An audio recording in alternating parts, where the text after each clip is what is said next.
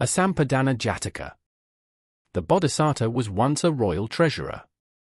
He was close friends with a treasurer, named Piliya, from another kingdom, and both were very wealthy. When Piliya met with misfortune and lost everything, he had to beg.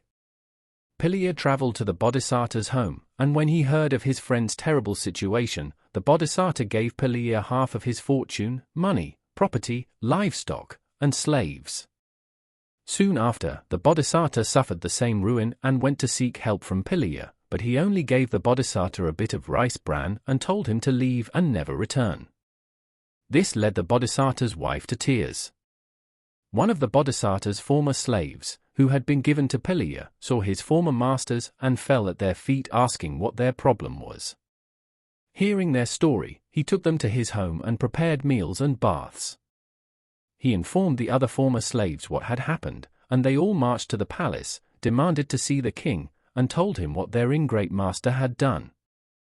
The king and his advisor ordered Piliya to give the Bodhisattva everything he owned, but the Bodhisattva insisted on only taking as much as he had previously given.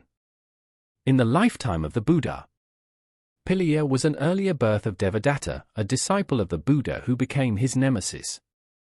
One day some of the Buddha's disciples were discussing Devadatta's ingratitude and folly, and the Buddha told this story so they knew that Devadatta had been the same way in the past.